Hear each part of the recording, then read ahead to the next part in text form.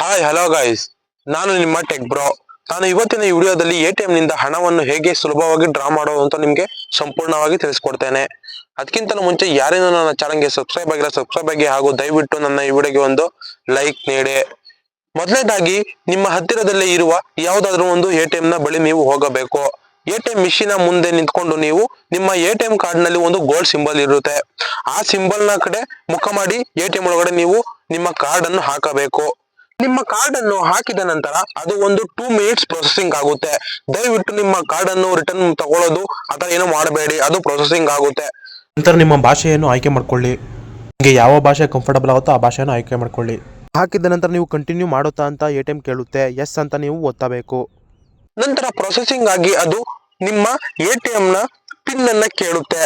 ನೀವು ಈ ಮುಂಚೆ ಆಲ್ರೆಡಿ ಇಟ್ಕೊಂಡಿರ್ತೀರಲ್ಲ ನಿಮ್ಮ ಎಟಿಎಂ ಪಿನ್, ಅದನ್ನ ಕೇಳುತ್ತೆ.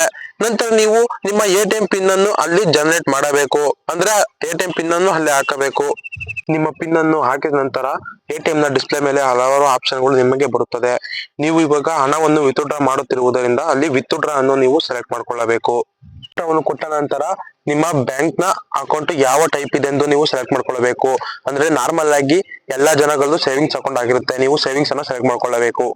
ನಂತರ ಅದು ಎಂಟರ್ ಯುವರ್ ಅಮೌಂಟ್ ಅಂತ ಕೇಳುತ್ತೆ. ಅಂದ್ರೆ ನೀವು ಎಷ್ಟು ಅಮೌಂಟ್ ಅನ್ನು ಈಗ ನೀವು ಡ್ರಾ ಮಾಡಲು ಬಯಸುತ್ತಿದ್ದೀರಾ ಅಂತ ಎಟಿಎಂ ಮಿಷನ್ ನಿಮ್ಮನ್ನು ಕೇಳುತ್ತೆ.